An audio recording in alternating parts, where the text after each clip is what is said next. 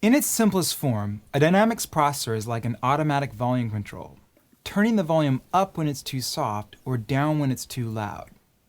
In the audio world, dynamics processors adjust the dynamic range of an audio signal by measuring a signal's amplitude over time and setting up rules to react to any changes to that amplitude.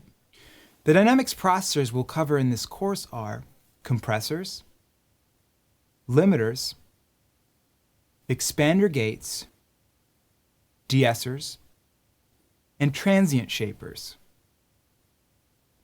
Dynamics processors allow us to manipulate a signal's amplitude and dynamic range in a variety of different ways, sometimes reducing it, sometimes increasing it, and often doing both over a period of time. Before adjusting the amplitude, we must first specify the amplitude level at which the processor begins to react. This is called the threshold. Then, we need to create a rule for what happens when that threshold is breached.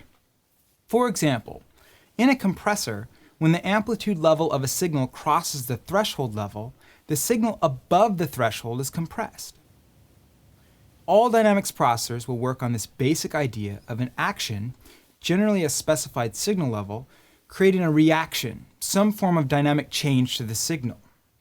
All you're really doing is telling the processor what to look for and what to do when it happens. Here's a simple example that almost everyone can relate to. Let's say you're watching your favorite TV show and you've got the volume on your surround sound system all dialed in so you can hear your favorite actors' every word. Suddenly, the commercials come on and you're blown out of your seat by the loudness. Of course, you instinctively reach for your remote control to turn the volume down as to not wake up the entire neighborhood. As soon as you find that perfect level on your remote for the commercial break, inevitably, your favorite program comes back on and you can't hear anything the actors are saying. Again, you instinctively reach for your remote to turn the volume back up to the pre-commercial level. In this common scenario, even if you didn't realize it, you're acting as a dynamics processor, a compressor to be specific. When that commercial break comes on, the relative difference between the level of your show and those loud commercials triggers a threshold in your brain that says, way too loud, and you reach for your remote and turn it down, effectively compressing the dynamic range of the TV show relative to the louder commercials. Once the commercials end and the program comes back on, a threshold in your brain is triggered again saying, I can't hear what they just said, and you return the volume back to its previous level.